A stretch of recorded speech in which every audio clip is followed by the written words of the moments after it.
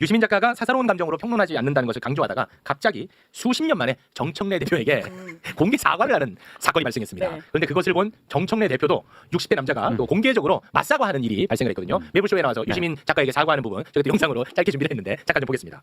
이해찬 총리가 저희 둘에게 주고 간 선물이죠. 5일 내내 같이 있었거든요. 일단 너무 놀랬고 그리고 너무 웃겨가지고 그랬어요? 웃으면 나는데 웃어서는 안 될 것 같은데 유시민 작가가 미안합니다. 저도 사과드렸으니까 저 용서해 주시기 바랍니다. 요게 유일한 훈훈한 결과입니다. 사과를 당사자들끼리는 했어요. 실제로 뭐 문자나 대면하고? 전화나? 이건 뭐 매부쇼가 무슨? 아니 근데 정청래 대표가 얘기했어요. 연락처가 없다고. 예, 그래서 제가 저거 나오는 거 보고 제가 문자를 보냈어요. 사과를 받아줘서 고맙다고. 와. 답이 짤막하게 왔더라고요. 와. 그래서 그냥 문자로만 한 차례씩 주고받고 네. 아직 만나지 못했어요. 뭐 만날 일이 있으려나 정치하는 분하고 글 쓰는 놈하고 뭐. 와, 유일한 훈훈한 결과물. 나머지는 다 각이 서 있습니다. 난리 났습니다. 아직까지도 많은 사람들이 도대체 뭘 가지고 두 분이 그건 몰라요. 그건 몰라요. 궁금해. 그건 몰라. 그러나 우리 둘 다 무덤까지 가지고. 아, 네, 알겠습니다. 알겠습니다. 자, 그리고요. 지난번 방송에서 유시민 작가가 이런 이야기를 합니다. 대한민국의 수없이 많은 평론가들, 논객들을 향해서 게으른 평론에 대해서 지적을 했어요. 야, 그런데 이번에도 정말 매불쇼를 그냥 아예 보지 않고 어마어마하게 화를 냈던 사람들이 너무 많이 발생을 했어요. 그렇죠. 야, 난 이걸 보면서 정말 너무 안타깝던데 저는 그걸 보면서 어떤 생각을 했냐면 유시민이 무슨 말을 해도 너가 하는 말은 다 틀렸어. 라는 마음의 준비가 돼 있는 것 같아. 이미 어. 그거는 약간 우리 작가님 개인적인 걸 떠나서 뭔가 쌓인 게 지금 터진 거예요? 아니면은 지금 ABC에 불만이 생긴 거예요? 저는 그 ABC랑 관련 없고 그렇죠. 유시민이 그러니까 듣지도 않고 보지도 않고 유시민이 너가 무슨 얘기를 하더라도 나는 화낼 준비가 돼 있다. 그래서 사고 나는 경우가 많았어요 이번에. 제가 인생을 얼마나 잘못 살았으면 많은 분들에게 그런 감정을 가지게 했을까요? 그건 아, 아니죠. 그래도 그 논평을 하는 사람들이 그런 태도를 취하는 건 잘못된 거죠. 제가 반대로 한번 생각해봤습니다. 유시민 작가님이 그 열심히 설명해 주셨던 종이 한 장 ABC를 제가 만약에 이 자리에서 했으면 이렇게까지 이슈가 됐을까? 이슈가 아니라 편집이 됐어요. 편집 또는 조카인데 최우 씨가 정리해 주시고요. 오늘 처음 했거든요. 네. 그래서 딱 그 정도로 저는 보고 있다. 이렇게 그래서 참 개인적으로 많이 아쉬웠다 그 점이. 네. 심지어 매불쇼의 이번 바로 그 딱 앞부분 그조차도 보지 않고 유시민 작가를 비난하는 사람들도 많이 있었는데 그 중에 하나가 바로 이 책에 대한 이야기였습니다. 아. 이 책에 대해서 분명히 유시민 작가는 나 재능 기부한다고 그죠. 얘기했거든. 네. 그런데 또 너 장사하러 나왔냐? 너가 경제적 이득을 보지 않느냐라고 맹비난을 하더라고. 너무나 안타까웠습니다. 그 덕분에 책 광고 한번 더 들어갑니다. 네. 제목 그 책이 나왔네요 그 사이에. 네. 오늘 인쇄소에서 떨어졌어요. 오. 사라집디다 네. 이런 책이네요. 저도 아직 안 읽어봐가지고. 저는 저작권이 없어요 이 책에 대해서. 컨텐츠가 제게 아니기 때문에 저는 기술적인 지원만 한 거고 이 강순이라는 이 할머니하고 사구 통일평화재단이라는 요 재단 거기서 저작권을 갖고 있는 거고 저는 그냥 재능 기부만 진짜 한 거예요. 네. 저는 인쇄하고는 아무 상관이 없고요. 저 개인적으로는 왜 이걸 쓰게 됐냐 하면 우리가 이제 노무현 대통령 돌아가셨을 때 막 수백만 명이 조문을 하고 그랬잖아요. 네. 그리고 이한열 열사나 박정철 열사에 대해서는 참 많은 추모 행사도 지금도 하고 있습니다. 근데 과거의 독재 시절에 죽임을 당하거나 혹은 그에 항의해서 스스로 목숨을 끊거나 이런 분들 중에 우리가 모르는 분들이 참 많아요. 그렇죠. 네. 왜냐하면 그분들이 결과적으로 무슨 큰 업적을 낸 것이 없기 때문에. 그래서 저는 사실 지난 시기를 거쳐오면서 그런 분들에 대해서 내가 충분한 애도를 했는가에 대해서 늘 상당한 고민이 있었어요. 근데 이분이 남편 되는 분이 1975년 4월 9일 새벽에 사형당했단 말이에요. 죄도 없이. 그 2007년도에 재신무죄 판결을 받았습니다. 근데 그 8분을 박정희 정권이 대법원 확정 판결이 나고 나서 24시간도 안 되어서 4월 9일 새벽 5시 반에 첫 번째 사형 집행했고요. 오전 8시 반까지 30분 간격으로 8명을 하나하나 끌어내서 서울구치소에서 사형 집행했습니다. 그 이제 우홍선이라는 분이 네 번째로 사형당한 분이고 이 저자가 이 구슬록지록의 주인공이 그 부인이세요. 그래서 저는 구술 기록들을 보고 그 문장을 다듬고 하면서 저 개인적으로는 이 재능 기부 과정이 충분치 않다고 늘 느꼈던 애도의 과정 그걸 그래도 좀 하게 되었다라는 그런 만족감이 있어요. 저한테는 충분치 않지만 내가 하고 싶었던 만큼 못했던 애도의 과정을 하게 됐구나라는 그런 걸 느꼈고요.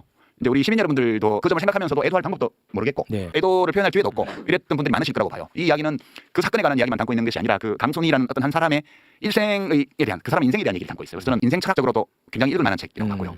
굉장히 소위 말하는 멜로적인 요소가 많아요. 그 연애 이야기, 처음 만났을 때 첫 데이트 이야기, 이제 그다음에 뭐 남편이 준 쌍가락지의 행방 이런 등등 해서 정말 그 하나하나가 어떤 소설의 영화감이 될 만한 작은 스토리들이 안에 되게 많아요. 네, 그래서 이 책을 읽으면서 그런 애도라는 것은 우리가 어떤 것을 상실했을 때 그것을 받아들이는 과정을 말하는 거거든요. 애도가 충분치 않으면 각자의 마음에 짐이 남아요. 그늘이. 근데 그 그늘을 없애려면 적절한 애도의 과정을 밟아야 되거든요. 그래서 우리 현대사에서 억울하게 생각한 분들에 대한 애도의 시간으로서 이 책을 읽는 것이 상당히 괜찮을 것 같다는 생각이 제가 자료를 보면서 들어가지고 네. 글쓰기를 했던 거거든요. 아유. 그래서 뭐 제가 자신 있게 권합니다. 네. 네, 이것은 윤석열의 12.3 계엄이 성공했더라면 다시 왔을지도 모를 오래된 미래였어요. 그렇지. 네. 오래된 미래였다. 야. 작가야. 제가 성격이라고 무슨 알겠죠? 야, 이번에 좀 소문이 된다. 제가 못하는 걸 하는 분이세요. 너무 감사하고 그리고 삶 자체가 진짜 그때도 제가 말씀드렸지만 품격이 있습니다. 네. 네. 이런 유시민을 왜 그렇게까지 미워하는지는 솔직히 제가 좀 동의가 안 됩니다. 이런 얘기하면 또 저도 같이 못 먹겠지만. 네. 유시민 작가님을 미워한다기보다는 유시민 작가님 하면 떠올려지는 어떤 그런 사람들 때문에 유시민 작가님이 타격이 된 게 아닐까? 누가 떠올려진대요? 김어준 씨. 뭔가 쌓여왔던 그 답답함이 그래요? 괜히 이제 그분이 이제 닮은 거 안 나오시니까 제 친구들도 유시민 작가님은 김어준 지키려고 이러나 막 이런 얘기도 막 하기도 하고 약간 막 떠올라서 뭐 그렇게 되는 건가? 그러면 그런 의심 그러니까 김어준 밑에 나를 놨다. 우리 MC님도 웃을 수가 없는 게 지금 팀 김어준이라고 불리고 계세요.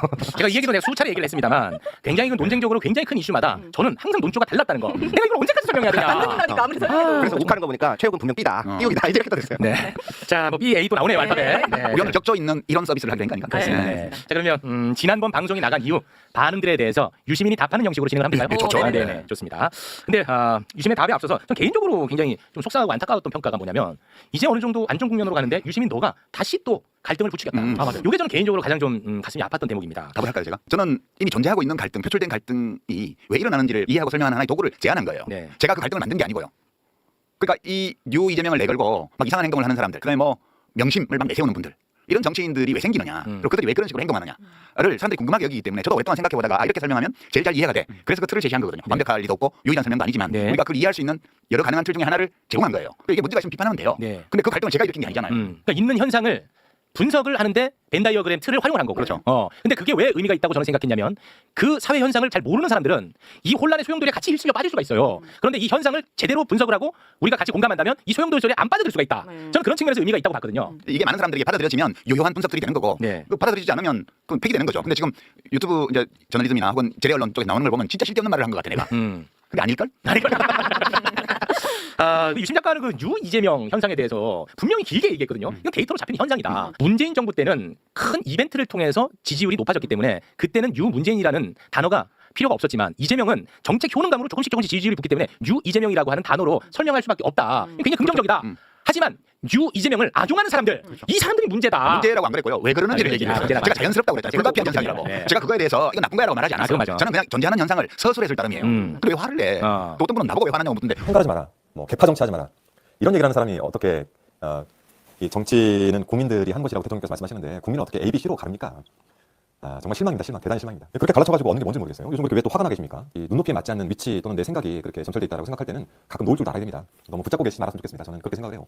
이 정치판에서 떠났다 그리고 작가 생활하시는 우리 유시민 작가님께도 저는 그런 마음이 들어요. 좀 낚시 워낙 좋아하시고 그러니까 잠시 이재명 정부에게 맡겨주시고. 화 안 났어. 그거부터 갈까요? 그러면 우리 제일 겹쳐 있는 것부터 가죠. 그럴까요? 네. 뭐가 겹쳐 있는 거예요, 근데? 김종배 씨. 요거부터 갑니다. 그게 제일 중요해요. 좋습니다. 네. 야, 이거는 저도 수없이 많은 반응 가운데 저도 조금 어느 정도 수긍이 간다 하는 반응이 좀 있었습니다. 저 벤 다이어그램은 좀 잘못 그려진 벤 다이어그램으로 전 봐요. 유시민 작가의 A 그룹은 시민 또는 지지자라고 얘기를 해요. B 그룹은 정치인, 비평가, 스피커라고 표현하더라고요. 그럼 이건 같은 집합으로 놓을 수가 없어요. 유시민 작가가 얘기했던 B 그룹이 정말로 어떤 시민 지지자가 아니라 정치인, 비평가, 스피커를 얘기한다면 그들은 집합이 아니라 점이에요, 점. 자, 김종배 씨의 이 비평, 저는 고개가 좀 끄덕거려지더라고요. 어떻게 보셨습니까? 예, 이제 김종배 씨가 지적한 점은 타당한 지적이에요. 저게 제가 꼭 그렇게 말한 것은 아닌데 저렇게 받아들일 수 있는 소지가 있게 제가 말을 했어요.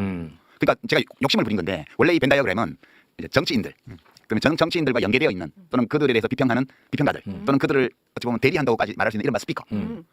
이런 사람들을 분석하기 위해서 제가 그린 틀이었어요. 네. 근데 얘기를 하다 보니까 일반 당원들 디멘전, 그러니까 차원이 다른데 그쪽도 설명하는데 이걸 좀 썼어요. 제가 말로. 순간적으로 잠깐 썼죠. 예, 그러다 보니까 A는 일반 시민 혹은 당원, 그다음에 B는 이제 직업 정치인, 뭐 비평가, 스피커 이렇게 서로 차원이 다른 두 집단을 한 평면에 걸어놓고 비평하는 게 문제 아니냐 이 지적이에요, 그죠? 네, 맞습니다. 타당한 지적이죠. 제가 그렇게 하진 않았지만 그렇게 받아들일 수 있는 소지가 있었어요. 좀 정리를 해야겠어요. 네, 이거 정리를 좀 한번 예. 해주시죠. 그래서 우선 김종배 선생 말대로 그 차원 운동을 하면 안 돼요. 그러니까 이 지난번에 이제 또 안 드릴게요. 그 벤 다이어그램에서 사실은 A하고 B하고 같은 크기로 그렸잖아요. 네. 근데 실제 정치 현장에서는 A 동그라미가 좀 더 작고 B 동그라미가 더 커요. 그리고 교집합도 꽤 넓어요. 우리가 제가 그렸던 그림보다는 제가 큰 거로 막 그날 그래서 그렇게 했는데 교집합이 좀 더 크고 그다음에 A보다 B 동그라미가 좀 더 큰 이게 현실 정치 비평 스피커들 세계를 나타내는 거예요. 여기는 이익 때문에 그 일을 하는 사람이 더 많아요. 기본적으로. 그리고 교집합도 넓어요.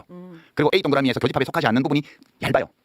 이게 왜 그러냐면 한 예를 들어볼게요. 제가 김영삼 대통령이 1991년도에 3당 합당을 했습니다. 그때 민정당하고 통일민주당하고 신민주공화당 JP 이 셋이 당을 합쳤습니다. 그때 몇 명이 안 따라갔죠? 기억도 잘 안 나실 거예요. 그때 노무현 의원, 김정길 의원, 이철 의원, 그다음에 뭐 이기택 의원 등등해서 국회의원들 중에 겨우 몇 사람은 안 따라가고 70여 명이 다 따라갔습니다. 거기를. 왜 갔겠어요? 이익이 되니까. 거기를 안 따라간 사람들이 A 성향을 강하게 가지고 있는 C 안에 있지만 A 성향을 강하게 가지고 있거나 아예 A 쪽에 있었던 사람들이에요. 네, 극소수군요. 그러니까 자기가 여기 안 따라가면 낙동강 오리알 된다는 건 뻔히 알면서도 도저히 이건 나의 가치에 반하기 때문에 따라갈 수 없다. 그걸 보고 이제 견리사이라고 그래요. 이익을 볼 때는 의를 생각하라는 예성현의 말씀이에요. 그게 적어요, 그 숫자는. 그건 예나 지금이나 항상 적어요. 그 적기 때문에 공자 맹자 선생님들이 이익보다는 의로움을 중시하라고 늘 가르친 거예요. 그게 본성상 그게 많으면 뭐하러 가르치겠어요. 우리 본성이 그런 거예요. 그러니까 벤 다이어그램을 그릴 때 정치인 또는 정치와 직접 관련된 사람들을 차원에서 그리면 그래프는 그 모양이 되고요. 일반 당원 지지자로 내려가잖아요. 그러면 A가 엄청 커요.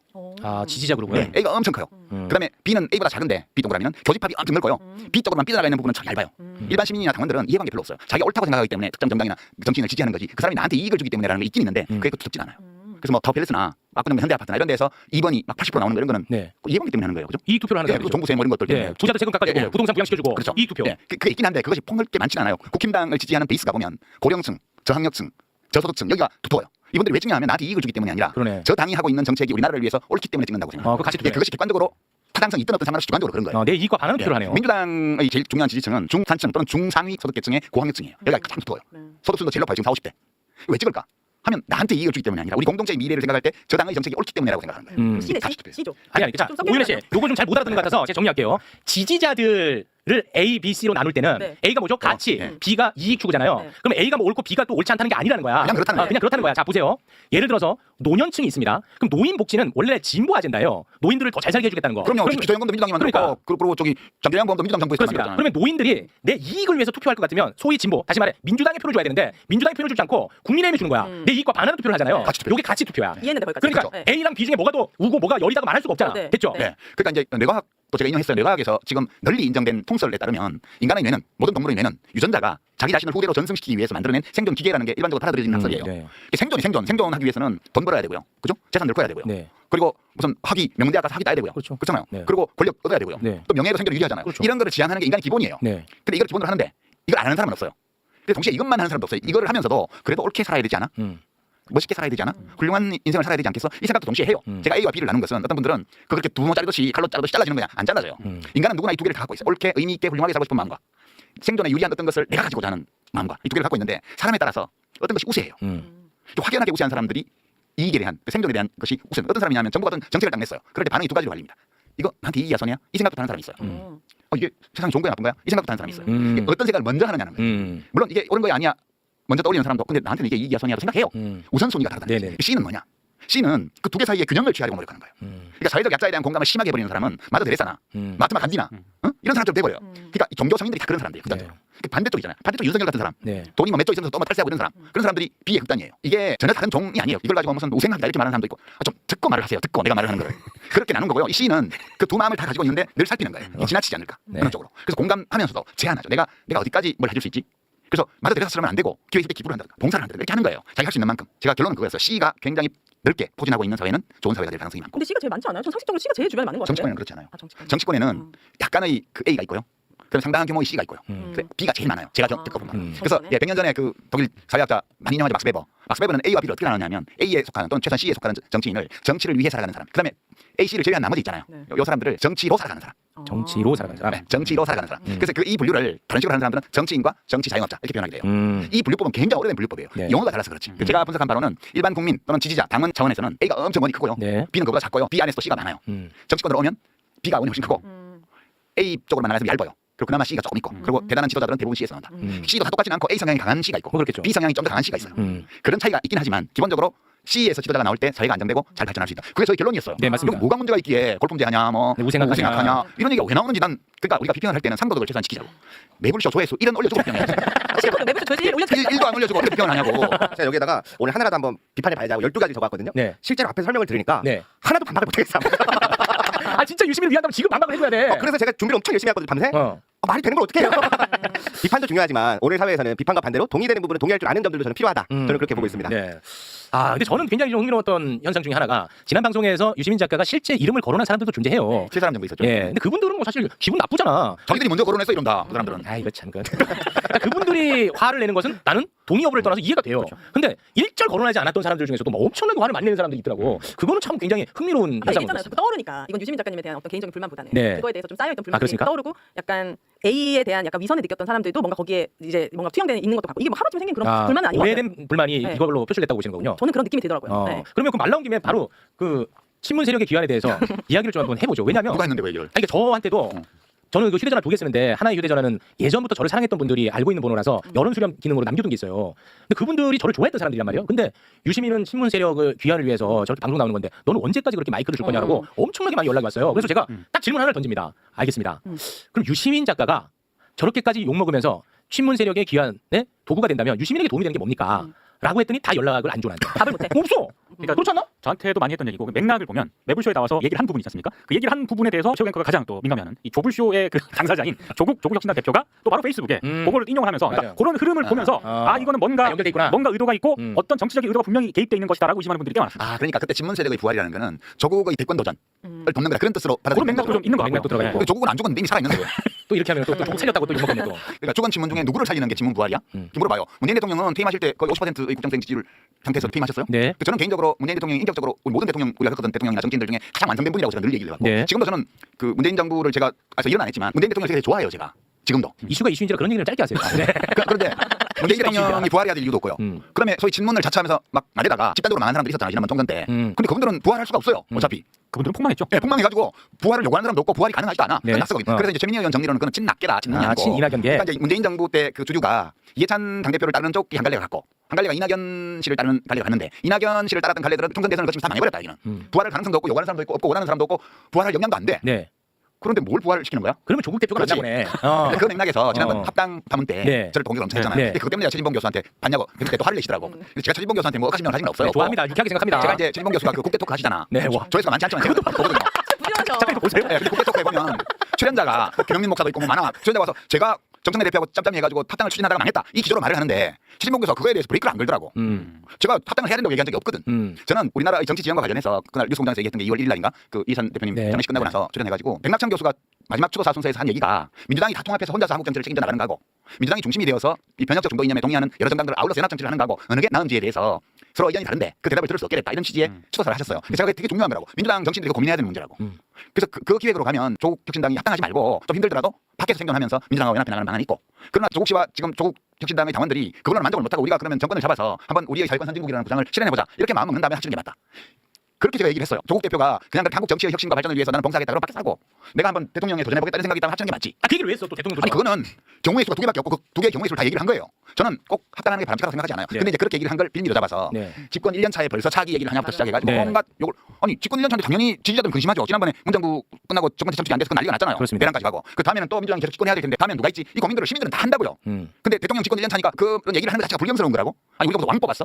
그때 조금 서운했거든요. 이수민 작가님 다음 대권 얘기할 때. 요 감성을 알아야 돼요. 네, 잠깐 감성 전달해 왜냐하면 주세요. 조국 대표님이 세빙선의 역할을 엄청 잘 해오신 것도 있지만 최근에 여러 이슈들로 인해서 네. 정치력을 보여준 적은 없잖아요. 그래서 저는 막 부산이나 이런 데 나가셔가지고 막 하셨으면 좋겠는 거예요. 그런 상황인데 갑자기 합당을 한다고 하니까 약간 이렇게 올라왔다가 아직은 다시 검증해야 될 시간이 아직도 많이 남아있는데 거론된 분이 이제 조국 대표님이다 보니까 네. 근데 차기 대통령은 이재명이라고 저는 계속 아직도 생각하고 있는 상황에서 네. 또 이제 뭐 찍고 나오라고? 근데 너무 그런 부분들이 좀 서운하게 느껴졌고 그리고 문재인 대통령에 대한 생각도 좀 다른 것 같아요. 그럴 수 있죠. 그러니까 유시민 작가님을 워낙 좋아하지만 문재인 대통령 떠올리면 답답하고 화나는 지지자들도 있어. 지지했지만 화나고 속상하고 막 답답한 많아요, 사람도 그런 분들. 많아요. 근데 네. 조국 대표님, 유시민 작가님 뭐 이제 다 그런 분들 하면 문재인 대통령 친문하는 순간 또 문재인 대통령이 딱 떠오르니까 그럼 스트레스가 좀 이게 올라오죠. 약간 연상이 되면서 다 거부감이 생기는 거예요. 친문이 부활한다는 친문. 것도 네. 제가 이게 너무 무슨 말인지 모르겠어서 뭐 부활절도 아니고 국회 같이 해봤어요. 그렇게 이제 미안해 걸지 말자. 그래서 취재를 해봤더니 결론적으로는 친문이 부활한다는 메시지의 해석이 다음 대권에서는 친명계 라인에서 한 명 나와야 되지 않겠냐로 기결이 많이 되더라고요. 공통적으로. 아니 그러면 차라리 그렇게 말씀하셔도 되지 않냐. 왜냐면 정치인들도 다 다음에 넥스트 목표를 꿈꾸는 게 잘못된 건 아니잖아요. 그렇죠, 네. 근데 이게 이제 대통령 연임을 바란다라고 이야기를 앞에서 해왔던 것. 근데 차기를 얘기하는 게 조심스러운 거죠. 그리고 두 번째로는 이제 국민주권 당원주권 시대잖아요. 네. 그런데 당원들의 의사가 반영되지 않은 자기들이 후보를 이야기하는 게 자체가 조심스럽다 보니까 친명계에서 한 명 나왔으면 좋겠다는 말을 못하니까 친문이 부활하는 걸 막아야 한다. 이렇게 기결된 게 있더라고요. 그렇게 심오한 뜻이 있었구나. 아니 그러면 제가 근본적으로 이제 궁금한 게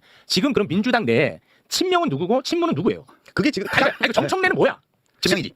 친명이에요? 예, 제가 알기로는 대통령이 통합하는 게 좋겠다고 말씀하셔가지고 정청래 대표가 추진한 걸로 아는데 내가 아는 바로 그런 얘기는 또 해야 되나?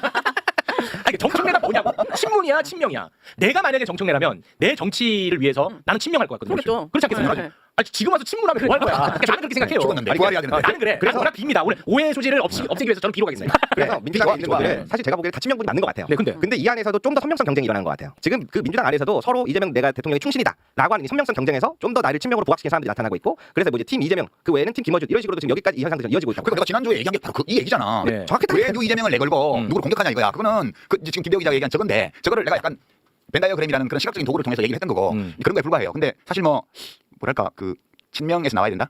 그거 안 돼요. 그게 나올 수도 있지만 그 기획한다고 되지를 않아요. 되게 보면 김대중 대통령 임기 끝날 때 동교동계에서 못 냈죠. 그때 이인재 씨를 양자로 영입해가지고 이인재 대세론이 있었는데 그게 노풍이 무너진 거 아니에요. 그다음에 참여정부 끝날 때 노무현 정부 끝날 때 이해찬 대표가 끝까지 경선을 했는데 그 친노인데 안 되잖아요. 친노. 그러네. 그거 반노무현 차별화 정책을 했던 정동영 후보한테로 넘어갔잖아요. 네. 후보가 안 됐죠 그때. 문재인 대통령 퇴임할 때 친문이 됐어요. 이재명 대통령이 그때 후보된 거죠. 네. 한 번도 우리 정치사에서 민주화 이후에 기존 집권 세력의 대통령과 친하다는 그 노선으로 그 당의 후보가 된 예가 없어요. 저쪽은 안 그런가? 노태우 정부 끝날 때 누가 됐어요? 김영삼. 김영삼. 김영삼 끝날 때 누가 됐어요? 김영삼하고 싸웠던 이회창. 그렇잖아요. 이명박 대통령 끝날 때 누가 됐어요? 박근혜. 이명박하고 죽자고 싸웠던 박근혜야. 박근혜 끝나고 누가 됐어요? 후보가 홍준표. 홍준표. 친박 아니잖아. 그러니까 어느 정당을 막론하고 집권 세력, 집권한 대통령 계보에서 대통령이 안 나왔을 뿐만 아니라 그 집권당의 후보가 된 예도 한 번도 없어요. 그러니까 그런 건 다 헛꿈이야. 역사적 사례를 보라고요. 아이고 오늘 또 방송 나가면 유시민이 친명 다 죽였다. 짝을 잘랐다. 아이고. 열심히 노력해서 당원과 지지자들의 믿음을 사면 그 사람이 친명이건 아니건 상관없어요. 제가 볼 때는. 네. 그렇게 생각하고 일을 해야지. 무슨 그런 이상한 기획을 해가지고 그 기획 가지고 백날 담장 쌓아봐야 때리면 다 무너져요. 언론에서 보도하는 걸 보세요. 재래 언론에서 특히 유튜브도 일부 그렇지만 명청대전이라고 그러잖아. 친명 대 친청의 대전이래요. 네. 오는 8월 전당대회가. 그건 완전히 허구거든요. 분열 책동이고. 근데 그거를 받아안고 무슨 자기가 친명임을 내세우면서 장사하는 사람들 있잖아요. 전형적으로 비죠. 네. 누구라고 말하지는 않겠어. 아 오늘 쇼츠 짤각이 너무 많이 나오는데 지금. 그래서 저도 생각 드는 게 뭐 친명이든 친청이든 다 같이 이재명 대통령을 아마 응원하고 그렇게 힘쓰시는 분들이 많을 텐데. 다 그래요. 네, 그래서 너무 그렇게 구분을 짓지 않았으면 좋겠는데 오늘날 제가 지켜보면서 느낀 점들은 이게 사람의 마음을 얻는다는 게 쉽지 않잖아요. 네. 앞으로 있어서 당권 싸움에서도 그렇고. 근데 저는 다 응원하고 싶은데 마음을 얻기 힘들다고 사람의 마음을 좀 흔들지 않았으면 좋겠다. 그렇게 전해드리고 싶습니다. 네. 문재인 대통령 때 친문이라고 나댄 사람들이 그 뒤에 어떻게 되는지 보세요. 전형적인 B그룹의 행태를 보이다가 다 망했잖아요. 네. 그렇게 하면 안 된다고. 예. 그러지 마시라고 제가 그렇습니다. 얘기하는 거죠. 예. 그래서 그 벤 다이어그램으로 다시 돌아가자면 B의 성향이 너무 극단적으로 강력한 것에 대한 호락을 불었다. 이 정도로 정리하면 되겠죠. 호락이 부른 건 그건 아니고요. 아니에요. 그냥 비평하는 사람으로서 그냥 얘기한 거예요. 저는 민주당원도 아니고 그냥 얘기한 뭐 어떤 사람들은 그러더라고. 민주당에서 뭐 옛날에 당직 좀 한 적이 있고 이런 젊은 분들인데 정편 이런 데 많이 나오잖아요. 그 유시민 작가는 한 번도 민주당 당원적이었던 적이 없습니다. 맞아. 그러니까 민주당 당원이면 내 말이 뭐 틀리고 맞고 하는 거예요? 그건 상관이 없잖아요. 비평이라는 거는 그 비평 내용의 합리성과 정확성과 일관성이 문제인 거지. 네. 제가 민주당 당원이었던 기간이 얼마큼 그게 아무 상관이 없잖아요. 네. 그러니까 새싹이 되려고 노력하는 그 민주당 소속의 비평하는 분들 정신 좀 차리세요. 그런 쓸데없는 얘기 좀 하지 말고 공부들 좀 하시고. 네. 그 이거는 제가 또 개인적으로 궁금한 부분인데 이번에 ABC 벤 다이어그램과 관련해 가지고 대한민국 언론이 이란 전쟁 이상으로 무게감을 두고 다루더라고요. 제가 트럼프보다 더 못했는데. 아니 진짜 그 정도 수준으로 다뤘어요. 저 지금 작가님 손만 보여. 동그라미 하나 더 그리면 세계대전이랄 것 같아요. 아니 진짜 저는 이거는 굉장히 궁금해요. 지금도 왜 이렇게까지 언론은 여기에 열광하는지. 저도 그 질문 꼭 드리고 싶어요. 이게 진짜 재밌는 현상 아니었습니까? 요거를 실제로 이제 민주당 당원들이나 지지자들을 갈라치는 수단으로 쓸 수 있다고 보는 거예요. 아 그렇게 되지 않아요. 저는 보통의 그런 당원들이나 지지자들은 이 벤 다이어그램을 정치인들을 대상으로 한 거로 이해했다고 보고요. 그렇겠죠. 예, 이해했다고 보고요. 그렇겠지. 그 이것이 뭐 그런 일반 시민들의 마음에 큰 영향을 주는 건 아니야. 아, 저렇게 들으니까 이해가 되네 그 정도지. 그러니까 뭐 그렇게 해봐야 헛일이에요. 뭐 그렇게들 하나 몰라. 그러면 언론이 여기에 대해서 열광했던 이유는 뭔가 좀 진영을 흔들 수 있을 거라는 기대감. 에다가 이제 김어준까지 한 패키지로 묶어서 좀 보내버리자 이런 것도 좀 있는 것 같고. 그게 근데 지금 재래 언론사에서는 유튜브 정치 비평 프로들 있잖아요. 네. 그게 이제 TV조선은 유병수 뭐 무슨 펀치인가 그런 거 있고 엄튜버 엄성섭 씨가 하는 거 그런 게 이제 회사 차원에서 밀어주는 거잖아요. 네. 그럼 한국일보에서 얼마 전부터 하고 있는 이슈 전파사 이런 것도 있고요. 네. 뭐 이런 것들 제가 또 봐요. 어떻게 하나. 진짜 구려. 그리고 조회수도 정말 빈약해. 그렇게 장사하고 장사 안 돼요. 거기 보면 거기서 주로 하는 게 비평가들 불러 모아가지고 갈라치기 하는 이런 걸 하고 있어요. 거기도 보면 지난주 우리가 했던 이 매불쇼의 벤 다이어그램을 제대로 보고 비평하는 걸 한 건도 못 봤습니다. 제가. 저는 진짜 제 경험상 진행자 포함해서 요거 제 경험 안에서 딱 한 명 끝까지 매부쇼 봤구나 느꼈어요. MBC 새로 신설된 신설된 유튜브 채널이 있는데 어. 거기 이제 이지선 기자. 그렇지 MBC 그 기자예요. 여자 기자. 그분은 끝까지 예, 봅니다. 그분은 티가 딱 나잖아요. 본티가 딱 나더라고. 네. 그리고 한 어디 분. 종이신문도 서울경제인가 어디 우호적으로 기사를 쓴 건 아니지만 비판하는 기사를 쓰는데 제대로 보고 비판했어요. 가끔 그런 게 있긴 해요. 네. 네, 그럼 사막의 오아시스 같은 거죠. 의견이 달라도 돼요. 비판해도 돼요. 그리고 김종배 기자 아까 우리가 모두 얘기했지만 그런 것처럼 제가 오해할 수 있는 방식으로 오해를 일으키는 방식으로 얘기한 거에 대해서 네, 아주. 그렇게 지적하는 거 그런 건 되게 좋은 거죠. 예, 저도 굉장히 좋게 봤어요 그것도. 김대호 기자처럼 맨날 칭찬하는 거 저런 거 바라지 않아요. 김대호는 민망해. 아니 동의되는 건 동의해야죠. 아니 왜 그러냐면 제가 사실 그래요. 이제 유튜브 생리상으로는 제가 나와서 떠들면 조회수가 잘 안 나와요. 근데 그 옆에 유시민 작가님을 딱 걸어놓잖아요. 조회수가 폭발적이야. 아마 그 달콤함에 다들 취하지 않았을까. 그래서 이제 내용을 동의하는 분도 동의하지 않는 분도 그렇게 해서 아마 유시민 작가님과 나란히 하고 싶었던 마음도 있었지 않을까 네. 생각하고 있습니다. 그러니까 저는 뭐 누차 얘기했지만 김어준 씨 비판할 수 있고 비판할 거리 저는 많다고 봅니다. 아, 그럼요. 예, 저는 그럼요. 개인적으로, 비판이 언제든지 할 수 그렇습니다. 그런데 이제 문제는 뭐냐면 매일 그것만 하는 것. 그게 저는 굉장히 부자연스럽다는 거예요. 예를 들어서 이완용 희대 매국노 아닙니까? 그렇죠. 비판할 거리 너무 많잖아. 내가 매일 오프닝마다 이완용 비판하면 저는 뭐 하나 싶은 거야. 그렇잖아. 그 말은 맞지만 저는 그렇게 느껴진다는 거예요. 지금 대한민국 모든 언론이 그것만 하더라고. 그래서 저도 뭐 개인적인 얘기긴 합니다만 네. 이 방송을 여러 군데 나가잖아요. 유시민 작가님 그 매불쇼 인터뷰 이후에 가장 강하게 들었던 생각은 아니 지금 뭐 유튜브 채널도 그렇고 재래식 언론들도 그렇고 지금 다뤄야 될 사람들이 굉장히 많은데 그렇습니다. 유시민 작가님을 비롯한 이거에 올인하는 어떤 그런 분위기. 진짜 이해가 그래서 안 가. 가만히 제가 생각을 하게 되더라고요. 내가 저기서 뭐 하는 거지? 네, 그런 어떤 그래서 고민들. 그만두셨구나. 네. 그 사실 그 벤 다이어그램은 국민의힘을 분석할 때도 굉장히 유용한 도구가 될 수 있어요. 차원을 달리하거나 대상을 달리하면서 다 적용할 수 있어요. 왜냐하면 다 똑같은 인간들이 하는 거기 때문에. 국힘당을 그 벤 다이어그램으로 해보면 네. 되게 재밌는 게 나와요. 국힘당이 지금 당 지지율이 지금 민주당 절반 이하로 다 나오고 있잖아요. 네. 여론조사에서. 근데도 계속 저렇게 가요. 네네. 왜 저렇지? 사람들이 미쳤나 봐 이렇게 미친 거 아니에요. 거기는 A하고 B가요. 교집합이 되게 적어요. 국힘당 의원들 정치인들과 그 주변을 보면 A가 좀 작고 B가 더 큰데 교집합 부분이 굉장히 적어요. 지금 정치인의 국한지에서 말씀하시는 거죠? 정치인과 그 주변 스피커. 정확하게 sagen 또 김종배한테 혼납니다. 그렇게 돼 있어서 굉장히 이념적으로 경직된 것처럼 보이잖아요. 부정선거론 막 들먹이고 당 지도부도 윤석열하고 뭐 절연한다는 이상한 선언 하나만 내고는 실제 인적 성산이라는 건 전혀 안 하고 있잖아요. 네. 당이 망해가는데도 왜 저렇게 가지라고 의아해요 사람들이. 네네. 근데 그거 왜 그러냐면 거기도 이익을 중심에 놓고 하는 사람들이 많거든 압도적으로. 그리고 이념을 가지고 하는 사람도 좀 있어요. 네. 근데 이때 이념은 그 이념이 뭐냐 성리학이냐 이렇게 요구하는 그게 아니고 그 가치는 뭐든 괜찮아요. 그러니까 벤 다이어그램을 민주당 상대로 그릴 때하고 국민의힘 상대로 그릴 때하고 대상으로 그릴 때하고는 그 가치에 들어간 내용은 달라요. 네, 그러나 이 스킨, 그러니까 이 구도는 똑같아요. 거기는 좀 다른 게 들어있는 거죠. 그럼 국힘당은 왜 저렇게 됐지? 그게 민주당은 C가 그래도 좀 두텁게 있는 벤 다이어그램인데 네. 국힘당은 C가 별로 없어요. 그렇게 된 이유는 이제 차원을 하나 내려서 지지층을 보면 여론조사표를 보면 지지층이 떠났어요. 지지층 중에서도 이익을 추구하는 원이 작아지고요. 가치 위주로 하는 원이 커졌어요. 그러니까 이 교집합도 작아요. 보수 이념 중에서도 제대로 된 보수 이념을 견지하려는 양쪽을 조화시키면서 이익과 가치를 조화시키면서 하던 노력하던 분들이 다 떠났어요. 예컨대 이제 뭐 정규재 씨라든가 조갑경이라든가 뭐 또는 정치권에서 보면 뭐 허은하 씨라든가 또는 김영남 전 의원 이런 분들이 다 떠났잖아. 김상욱 의원도 떠났고. 그러니까 그 교집합이 굉장히 작은 가운데 윤호개인을 가치로 하는 그 유권자 집단 또는 당원 집단이 커진 거예요. 이렇게 되니까 상층 정치인 레벨에서 어떤 일이 벌어지냐면 당권 경쟁을 하거나 공천 경쟁을 할 때 가치에 입각해서 하는 동그라미가 커진 여기에 맞춰야 이익을 얻을 수 있잖아요. 고성국. 그렇지. 그렇게 되면서 일반 당원이나 지지자 차원에서는 가치 중심으로 결정하는 층의 비중이 커졌고요. 상층부에는 그거에 제약을 받는 이익을 추구하는 원이 굉장히 커져 있어요. 상하층의 격차가 굉장히 커진 거예요. 이렇게 되면 망하는 거죠. 그러면은 윤어게인의 가치는 뭐예요? 그건 저도 잘 이해를 못해요. 그들의 가치가 있다고 우리가 인정해야 되죠. 뭘까? 지금 이재명 대통령 잘못한다. 이게 한 25, 30% 나오잖아요. 그다음에 호르무즈에 파병해야 된다고 좀 나오잖아요. 네. 그들의 가치가 있는 거예요. 거기. 그 사람들이 지금 당원 지지자 중에서 압도적 다수를 차지하고 있기 때문에 대구에서 여론조사하면 이진숙 1등 나오잖아요. 그렇죠. 그러니까 국힘은 당원 베이스가 극단화돼가지고 이익을 중심으로 의사결정하는 정치인들이 저렇게 가는 거예요. 그렇지 않아요? 이 벤다이어 그러면 천하무적이라니까. 윤호경 가치는 혹시 독재 권력 향수 뭐 이런 걸까? 그런 것도 포함되어 있죠. 아, 이건 무슨 가치인지는 진짜 궁금하네. 늘 그 정도는 있는 것 같아요. 예컨대 뭐 방탄소년단이 광화문에서 공연을 했잖아요. 네. 거기 지금 일본이 지은 중앙청이 그냥 있다고 생각해봐요. 그걸 김영삼 대통령이 폭파해버렸잖아요.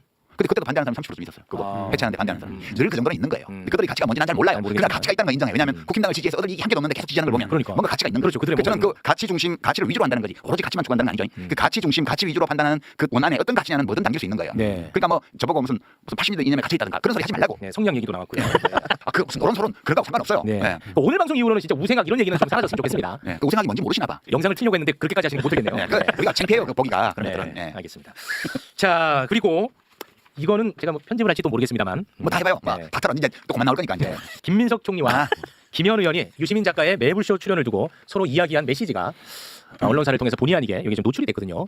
텔레그램 잠깐 좀 띄워주시고 우리 기자님이 좀 텔레그램 소개 좀 해줄 수 있을까요? 네, 김민석 총리가 더불어민주당 김현 의원과의 텔레그램 대화 메시지에서 유시민 작가에 대해서 유명세, TV 출연 즐기는 강남 지식인 이렇게 말한 내용이 언론사 카메라에 좀 포착이 됐습니다. 네, 이거 이제 공개되고 김민석 총리가 또 사과의 글을 올렸거든요. 네. 그거까지만 소개 부탁드립니다. 사적 대화 노출에 불편을 느끼신 국민 여러분께 죄송하다는 말씀을 올린다라고 얘기를 했고요. 혼자 있을 때라도 늘 삼가야 한다는 공자님 말씀처럼 혼잣말이든 토론이든 절제와 품격이 필요하다 생각해온 입장에서 부끄럽다 이렇게 얘기를 했고 제가 보다 자유로워지면 편히 말씀을 나눠보고 싶기도 하다. 사적 표현에서의 불편함에 대해서 다시 한번 정중히 공개 사과드린다 이렇게 사과를 했습니다. 네, 이거는 뭐 그것도 진짜 맞는 말이던데. 왜냐하면 유명한 거 맞잖아요. TV에도 종종 나가잖아요. 네. 강남에 사는 것도 맞고요. 지식인도 지식인이라고 하니까 지식인은 영광스러운 거 아니에요? 어. 네 가지 정보가 들어있는데 네 가지가 다 사실에 부합하는 정보예요. 그렇죠? 네. 예, 그리고 뭐 그것이 어떤 뉘앙스냐를 가지고 뭐 또 말하기도 하던데 어떤 뉘앙스는 어때요? 나라님도 안 보이는 데서 흉본다는데 나 따위야 뭐 흉보면 어때요? 네. 괜찮아요. 저런 정도는 흉도 아니야. 네, 흉도 아니야. 그냥 네. 그런 거고 이제 다만 이제 앞으로는 들키지 말았으면 좋겠습니다. 이게 언론에 또 방에 올라내리니까. 저도 같이 부끄러우니까. 네. 이뭐 특별히 뭐 흉이 아니에요. 보면은. 그렇죠. 네. 이제 제가 좀 다른 부분이 있는데 제 주변에 진짜 이번에 이재명 경우에 관심이 많아서 새로 이제 정치에 관심을 가진 동생들이 많아요. 그 유이재명입니다. 네, 네. 특히 매불쇼 최욱 선생 되게 좋아해요. 오, 야, 유이재명이 중심입니다, 제가. 그래서 질문도 꼭 해달라고 받았거든요. 네. 최욱 선생님 원포인트 연애 레슨이라는 책을 썼는데 네. 자기들끼리 논의를 하는 거예요. 이 사람 연애 많이 안 해봤을 것 같은데. 이거 사야 돼? 이 새끼들. 제가 그만큼 순수한 친구들이 많은데 요거를 봤나 봐요. 근데 이번 편을? 이번에 봤는데 얼마 전에 이제 이해찬 선생님 장례식장이 뉴스에서 크게 보도가 됐지 않습니까? 네. 그래서 친한데 뭔가 상황을 보니까 왜 이렇게 하냐 국무총리가 돼서 그래서 이러한 부분들이 우리 안에서는 이제 여러 가지 복합적인 상황들이 이해가 되지만 네. 정말 약간 중도층 성향에서 봤을 때는 국무총리 자리직에 있다 보니까 이런 것들이 조금 올바르게 보이지 않는 부분들이 있다. 이거는 개인의 평가가 아니라 이재명 정부의 평가와도 연결될 수 있어서 그런 점들을 꼭 알아주셨으면 좋겠다 말씀드립니다. 근데 뭐 두 분이 뭐 갈등하고 뭐 반목하는 관계는 아닙니다. 제가 정치하는 분하고 국무총리하고 왜 반복해요? 그럴 이유가 없죠. 저는 그냥 글 써서 먹고 살면서 가끔 비평하러 나오는 놈인데 네. 제가 뭐 다툴 일이 뭐 있어요? 전혀 없어, 전혀. 그래서 제가 그렇게 얘기했어요. 친해서 그래. 친하지도 않아요. 근데. 거짓말 하면 안 돼. 애들 설명 힘드니까. 다만 제가 좀 예민하게 반응하는 것일 수도 있는데 현재 국무총리잖아요. 현재 국무총리가 지금 집권 여당의 의원하고 자꾸 이런 대화를 이렇게 텔레그램이든 뭐가 됐든 이렇게 나누는 게 이게 이제 조금 좀 비판적으로 볼 여지는 또 있는 것 같기도 하거든요. 한 번쯤 나올 법한 이야기인데 어떤 언론도 다루지 않아요. 그게 사실 이번 지금 비평하는 판에 있어서 가장 아쉬운 점이라고 좀 보고 있습니다. 재래식 언론의 보도를 보면 되게 흥미로워요. 이제 거기서 각광받으면 다 망했거든요. 지난 몇 년간. 네. 소위 뭐 친명행제 비명행사라는 그 유행어를 만들었잖아요. 지난 총선 때. 네. 그때 어마어마하게 이른바 비명계라고 하는 사람들 띄웠어요. 띄웠는데 그나마 자리 받은 사람은 박용진 의원 하나 자리 받았고 나머지는 다 나가는 바람에 다 망했어요. 근데 그때 그 사람들이 그때 매불쇼에서 그 얘기했어요. 재래 언론에서 막 띄워주니까 자기가 굉장히 대주주인 것처럼 또는 영향력이 센 것처럼 주체 영향에 대한 과대평가를 하게 되어서 저렇게 나가서 세미된 의원이 만들고 무소속 나가봐야 10% 못 넘길 거다. 그렇게 얘기를 그렇게 했잖아요. 네. 위험해요. 재래 언론에서 칭찬받는다는 건 되게 위험한 일입니다. 그 김병기 의원이 지금 굉장히 어려운 처지에 놓였는데 원내대표 될 때 MBC에서 그 아드님 문제 가지고 보도를 했잖아요. 그렇습니다. 그러면서 그 당원들 민심, 지지자들 민심은 김병기 의원으로 확 쏠렸거든요. 서울시 의원하고 경쟁할 때. 맞아. 지금 분위기가 그렇습니다. 그러니까 지금 기묘한데 김민석 총리로 추정되는 이현조 의원으로 추정되는 의원과 국무위원 사이에 텔레그램 문자 그 한번 더 찍혔잖아요. 아니라고 했어요. 아니라고 했어요. 아니라고 했는데 아니라고 했습니다. 장인수 기자 보고 왜 그 무슨 검사들한테 공소 취소를 자발적으로 하면 어떠냐고 말했던 대통령 측근 고인사가 누군지에 대해서 왜 안 밝히냐고 막 엄청나게 공격을 해요. 근데 뉴스원에서는 그거 왜 안 밝혀요? 국무위원하고 국회의원인데 여당에 안 밝히잖아요. 끝까지 안 밝혔어요. 이런 이중잣대가 뭐냐 할 때 이 언론이 그 지난번 텔레그램의 당사자들을 보호해 주는 거예요. 그럼 보호해줘야 될 대상과 까야 될 대상을 어떻게 고를까? 기가 막히게 고릅니다. 와, 이건 진짜 흥미로운 주제다. 어떻게 고를까? 정말 본능적으로 아는 것 같아요. 본능적으로. 그러니까 자기들에게 해되는 사람과 자기들에게 이익되는 사람. 그래서 앞으로도 조심하셔야 돼요. 지금 뭐 어떤 분은 뭐 무죄 받고 지금 정치로 복귀했는데 막 조중동을 포함해서 재래 언론에서 막 단독 인터뷰를 어마어마하게 띄우고 있어요. 조심해야 됩니다. 와, 이건 참 그 사람들이 감별을 엄청 잘해요. 그러니까 이재명 대통령과 민주당에 해야 될 사람들을 띄웁니다. 계속 몇 년 전부터. 이재명 정부에 해야 될 사람만 띄운다. 네, 그거 뭐 저는 판독기라고 봐요. 어느 날 갑자기 어떤 정치인이 또는 지식인이 갑자기 막 언론에 각광을 받잖아요. 재래 언론에서 정치부 기자들이 발탁해서 띄워올리기 시작하잖아요. 그럼 뭐 있는 거예요, 그거는 다.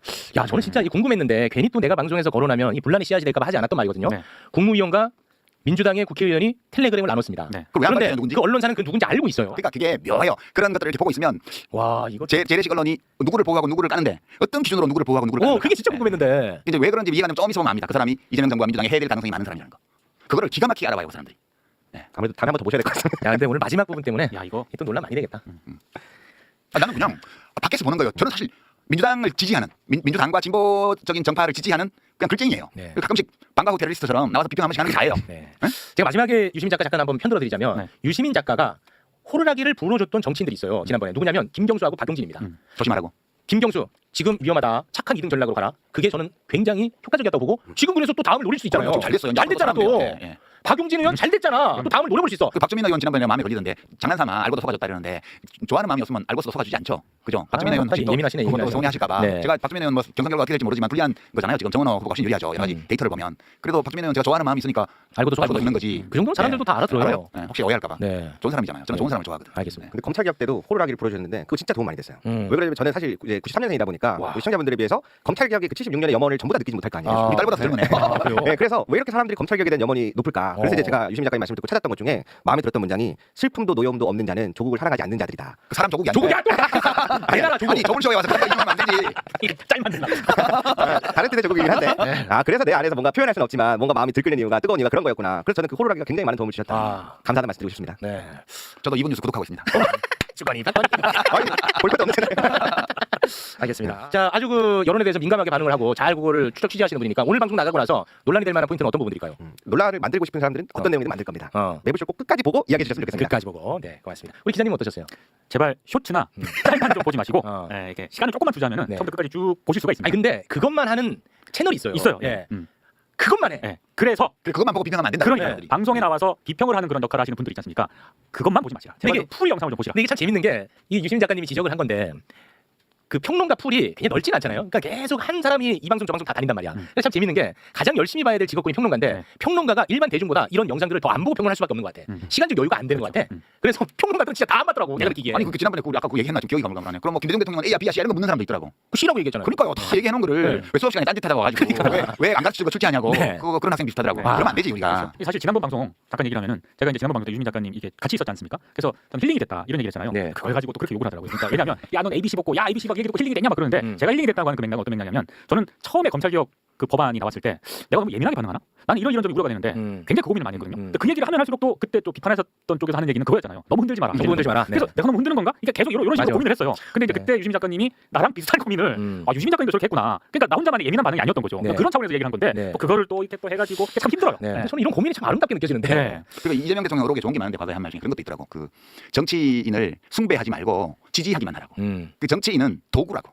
나는 도구가 되고 싶은 사람이라고. 네. 정치는 결국 정치인이 하는 것 같아도 국민이 하는 거라고. 이게 이재명 대통령의 지론이에요. 근데 지금 이제 친명 깃발을 들고 막 다니는 사람들은 가슴에 손 얹고 생각해 봐야 돼요. 자기가 하는 행위가 대통령 눈에 어떻게 보일지. 저는 노무현 대통령 때도 그런 걸 봤는데 노무현 대통령이 그때 뭐 신문에 보면 오른팔 왼팔 막 가정교사 이런 거 오늘 인터뷰 많이 하고 막 그러잖아요.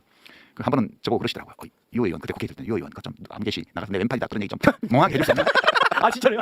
아 죽겠어 막. 그래서 아니 그래도 그분이 캠프에 어려울 때 뭐 한 일도 있고 한 분인데 그걸 강제로 어떻게 못하게 하겠습니까? 뭐 이러고 말았는데 죽겠어. 야 진짜 그럴 수 있을 것 같아. 그러니까 대통령 욕보이는 거예요 그게. 내가 이재명 대통령을 진짜 좋아하고 지지하면 대통령에 맞게 품격 있는 은행을 해야 돼요. 저처럼 밖에서 평론을 하는 놈처럼 하면 안 돼요. 여당의 주요한 정치인들은. 저는 밖에도 상관없어요. 반명으로 몰렸는데 뭐라고 하면 어때? 그러면 안 되지. 예. 근데 좀 중요한 말씀인 것 같은 게 이번에 합당 1인 표제 검찰 개혁과 관련해서 저랑 또 의견이 다르신 분들 많이 만나봤거든요. 근데 이상한 공통점이 하나가 있는 게 본인들이 이재명 대통령과 직접 소통하는 것처럼 얘기를 해요. 저를 설득하는 과정에서. 그래서 사연을 하면서 만난 분들마다 자기가 대통령과 직접 만나서 얘기한 것처럼 저한테 전해주는 거예요. 네. 이게 여러 명이 되니까 이건 이상하다. 왜냐면 대통령 수망하셨는데 어떻게 다 만났다는 거야. 그래서 이러한 부분들에서는 조금 유의해서 볼 필요가 있다라고 말씀드리고 싶습니다. 네. 난 지금 그때 그 말씀하실 때 노무현 대통령 표정도 기억이 나. 죽겠어. 아 이게 나 좋다고 하는 건데 내가 뭐라고 할 수도 없고. 근데 저거는 나한테는 도움 안 되고 진짜 죽겠네. 좋습니다. 대통령을 지지하고 뒷받침한다는 것은 진심을 가지고 내가 대통령을 열성적으로 지지하는 사람으로서 칭찬받을 수 있는 은행을 해야 대통령께 도움이 되죠. 그렇잖아요. 저는 뭐 밖에 있는 사람이니까 사실 지지하고 있고 잘 되기를 바라고 있고 뭐라도 힘을 버티고 싶은 마음은 있지만 제가 그 안에서 일을 하는 사람이 아니잖아요. 네. 그러니까 저는 비평하는 사람으로서 가끔 제가 할 수 있는 일을 하는 거예요. 그냥 이 대통령 이재명 대통령과 이 정부의 성공과 집권당의 성공을 위해서 제가 판단하건대 이게 도움이 될 거야라는 일을 그냥 하는 거지. 네. 제가 무슨 영향력을 추구하거나 영향력 추구해서 뭐 하게요. 알겠습니다. 자 그러면 오늘은 여기서 좀 마무리를 지어볼까 하는데 오늘은 진짜 별로 막 이렇게 논란이 안 될 것 같기도 한데 아닙니다. 알겠습니다. 자, 일단 오늘 여기서 마무리 짓겠습니다. 함께해 주신 세 분 대단히 고맙습니다. 고맙습니다.